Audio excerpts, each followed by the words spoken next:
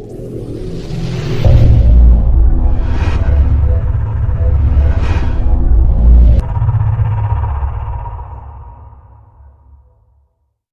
Everybody, as a human బీయింగ్గా మనం exist అయ్యాము అని అంటే మనకి కొన్ని నెసెసరీ రైట్స్ అనేవి ఉంటాయి కదా.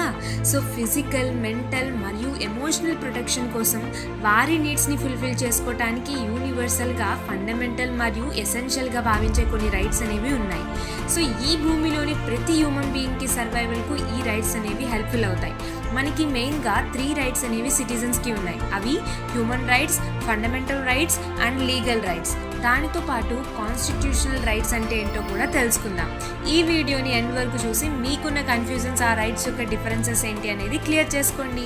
So let's start. Firstly human rights అంటే ఏంటో తెలుసుకుందాం. హ్యూమన్ రైట్స్ అనేవి గ్లోబల్గా మెన్ అండ్ ఉమెన్కి ఈ హ్యూమన్ రైట్స్ అనేవి ఉంటాయి. సో ఈ రైట్స్ అనేది most basic rights to humans అనమాట. వై దిస్ హ్యూమన్ రైట్స్ అని అంటే to protect a human from inhuman behaviour of other humans. That means ఒక ఇండివిజువల్ యాజ్ ఎ సిటిజన్గా జీవిస్తున్నాడు అని అంటే ఆ పర్సన్కి తన లైఫ్ని జస్ట్ ఫెయిర్ అండ్ ఫ్రీగా ఎంజాయ్ చేసేలా రైట్ ఇవ్వడమే ఈ హ్యూమన్ రైట్ యొక్క ముఖ్య ఉద్దేశం. సో హ్యూమన్ రైట్స్లో ఇండివిజువల్కి బోత్ రైట్స్ అలాగే ఆబ్లిగేషన్స్ అనేవి కూడా ఎంటైటిల్ అయి ఉంటారు. So importance of human rights గురించి మన కాన్స్టిట్యూషన్ ఆఫ్ ఇండియాలో కూడా మెన్షన్ చేయడం జరిగింది. That every person or an ఇండివిజువల్కి right to enjoy his own mental and physical aspects అని చెప్పారు. యూనివర్సల్ రైట్స్ అనేవి ఈక్వల్గా ప్రతి హ్యూమన్ బీయింగ్కి హ్యూమన్ రైట్స్ అనేవి కలిగి ఉంటారు. For example of human rights అని అంటే right to education, right to an acceptable standard of living etcetera. ఇలా అన్ని యూనివర్సల్ రైట్స్ కిందకి వస్తాయి. యునైటెడ్ నేషన్స్ హ్యూమన్ రైట్స్ని ప్రొటెక్ట్ చేస్తుంది under universal declaration of human rights charter United nations, and that is UDHRUN అని కూడా అంటారు. దాని ప్రకారంగా హ్యూమన్ రైట్స్ అంటే ఏంటి అనేది డిస్క్రైబ్ చేయడం జరిగింది. That rights inherent to all the human beings regardless of race, sex, nationality, language, religion or any other status అని చెప్పారు. హ్యూమన్ రైట్స్లో ఏమేమి రైట్స్ ఇంక్లూడెడ్ అని అంటే right to life and liberty, freedom from slavery and torture, freedom of opinion and expression, right to work and education and many more. ఇలా ఈ rights అనేవి human rights కిందకి వస్తాయి. UDHR రైట్స్ అనేవి అన్ని హ్యూమన్ రైట్స్ కిందకి కూడా వస్తాయి. For example right to life and liberty, freedom from slavery and torture, right to work and education etcetera. ఈ రైట్స్ అన్ని ప్రతి హ్యూమన్ బీయింగ్కి డిస్క్రిమినేషన్ లేకుండా అందరూ ఎంటైటిల్ అని చెప్తుంది. Second one fundamental rights. Fundamental rights అనేవి పార్ట్ 3 ఆఫ్ ఇండియన్ కాన్స్టిట్యూషన్లో article 12 to 35లో చెప్పడం జరిగింది. ఫండమెంటల్ రైట్స్ అనేవి basic and inalienable rights. That means ఒక ఇండివిజువల్కి ఉన్న ఫండమెంటల్ రైట్స్ అనేవి ఏలినేట్ ఆర్ ట్రాన్స్ఫర్ అనేది చేయకూడదు. ఇఫ్ ఆ ఫండమెంటల్ రైట్స్ ఇన్ఫ్రింజ్ లేదా వైలేట్ అయితే ఆ ఇండివిజువల్ తన రైట్స్ని ఎన్ఫోర్స్ లేదా ప్రొటెక్ట్ చేసుకోవటానికి హైకోర్టుకి అయితే అండర్ ఆర్టికల్ 226 ద్వారా, సుప్రీంకోర్టుకి అయితే ఆర్టికల్ 32 ద్వారా అప్రోచ్ అవ్వచ్చు by filing a writ petition. మనకి ఇక్కడ 5 రిట్స్ అనేవి ఇండియన్ కాన్స్టిట్యూషన్లో తెలిపారు. అది habeas corpus, mandamus, certiorari, quo warranto and prohibition. ఈ 5 రిట్స్ గురించి ఇన్ డీటెయిల్గా తెలుసుకోవాలి అనుకుంటే లింక్ అనేది డిస్క్రిప్షన్లో ప్రొవైడ్ చేయడం జరుగుతుంది, చూసేయండి. సో ఒక ఇండివిజువల్కి ఉన్న ఫండమెంటల్ రైట్స్ అనేవి cannot be abridged or waived. ఇక్కడ పవర్ ఆఫ్ ది లెజిస్లేచర్కి కూడా లిమిటేషన్ అనేది ఉంటుంది while making the laws. For example right to life and liberty, freedom of speech and expression, right against exploitation etcetera. ఇవన్నీ fundamental rights యొక్క examples. రీసెంట్గా supreme court కూడా right to ప్రైవసీని కూడా ఫండమెంటల్ రైట్ కింద హెల్డ్ చేయడం జరిగింది. That as it is implied under right to life and Liberty part, so it is considered as a fundamental right కింద కన్సిడర్ చేయాలని చెప్పారు. సో రైట్ టు ఇన్ఫర్మేషన్ అనేది కూడా ఫండమెంటల్ రైట్గా ఇంప్లిసిట్ చేశారు. Though it has a special act right to information act 2005 ఉన్నప్పటికీ దీనిని ఒక fundamental right కింద హెల్డ్ చేయడం జరిగింది. సో ఫండమెంటల్ రైట్స్ అనేవి not an absolute rights as they are subjected to some reasonable restrictions. For example defamation ఉంది అంటే freedom of speech and expression ఉంది అని ఒక ఫండమెంటల్ రైట్ ఒక పర్సన్కి ఉన్నప్పటికీ ఇంకొక పర్సన్ని డిఫేమ్ చేసేలా మాట్లాడకూడదు కదా. So here there is unreasonable restriction. So fundamental rights అనేవి more specific whereas in human rights are more general. Constitutional rights అంటే ఏంటో చూద్దాం. కాన్స్టిట్యూషనల్ రైట్స్ అంటే పార్ట్ 3 ఆఫ్ కాన్స్టిట్యూషన్లో తెలిపినవి కాకుండా మిగిలినవన్నీ కాన్స్టిట్యూషనల్ రైట్స్ కిందకి వస్తాయి. That means other than those mention in the part 3 of Indian constitution.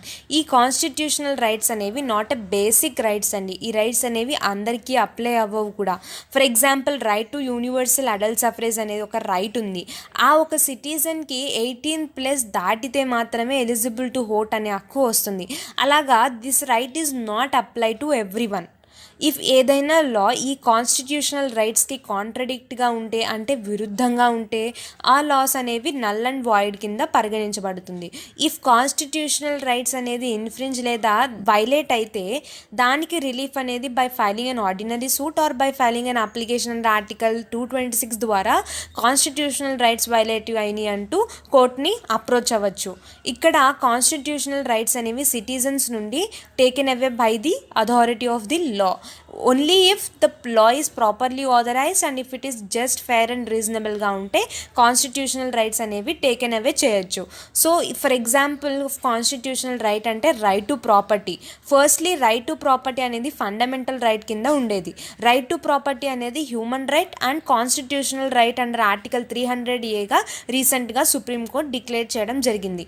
ఇది రైట్ టు ఫండమెంటల్ రైట్ కింద ఉండే రైట్ టు ప్రాపర్టీని 44th కాన్స్టిట్యూషనల్ అమెండ్మెంట్ ద్వారా సీజ్ చేయడం జరిగింది. సో కాన్స్టిట్యూషనల్ రైట్స్లో fundamental rights and other constitutional rights అనేవి కూడా ఇంక్లూడ్ అయి ఉంటాయి. ఇక్కడ మీరు ఒకటి తెలుసుకోవాల్సింది ఏంటి అని అంటే fundamental rights or constitutional rights, but all constitutional rights are not fundamental rights because there are other constitutional rights as well in the constitution కాబట్టి. సో నెక్స్ట్లీ లీగల్ రైట్స్ అంటే ఏంటో చూద్దాం. లీగల్ రైట్స్ అనేవి ఒక ఇండివిజువల్ లేదా పర్సన్కి by acts అంటే statutory in నేచర్లో ఇచ్చినవి. ఆ రైట్స్ అనేవి ఎప్పుడైనా రిపీల్ చేయొచ్చు by another act subject to the approval by the parliament అనమాట. సో లీగల్ రైట్స్ లేదా స్టాట్యుటరీ రైట్స్ అనేవి ప్రొటెక్టెడ్ బై ది ఆర్డినరీ లాస్ని అమెండ్ లేదా చేంజ్ చేసే సమయంలో లీగల్ రైట్స్ని ఆల్టర్ లేదా టేకెన్ అవే అంటే మార్చవచ్చు బై ది లెజిస్లేచర్. కానీ ఫండమెంటల్ రైట్స్ని మాత్రం లెజిస్లేచర్ చేంజ్ లేదా తీసివేయకూడదు. అదేవిధంగా కాన్స్టిట్యూషనల్ రైట్స్లో కూడా can be taken away by the authority of the law only if the law is just fair and reasonable ఉన్నప్పుడే మాత్రమే కాన్స్టిట్యూషనల్ రైట్స్ అనేవి తీసివేయచ్చు. So in case of legal rights violate లేదా ఇన్ఫ్రింజ్ అయితే ఆర్డినరీ కోర్టులో case అనేది file చేయొచ్చు. So legal rights అనేవి can be waived by the individual. For example breach of కాంట్రాక్ట్లో 2 పార్టీస్ అనే వాళ్ళు ఉంటారు. ఇక్కడ 1 పార్టీ కాంట్రాక్ట్ని బ్రీచ్ చేస్తే అదర్ పర్సన్ ఏం చేస్తారు అని అంటే ఆర్డినరీ కోర్టులో కేసు అనేది ఫైల్ చేయొచ్చు.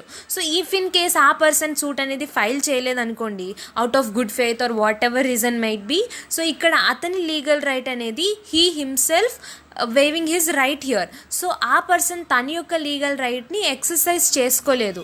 ఇంకా అదర్ ఎగ్జాంపుల్స్ అని అంటే right to vote of citizens, right to context elections ఇలా అనమాట. సో ఇన్ ఎమర్జెన్సీ సిచ్యువేషన్లో ఈ ప్రివిలేజెస్ రైట్స్ అనేవి ప్రెసిడెంట్ ఫర్బిడ్ చేసే పవర్ అనేది ఉంటుంది.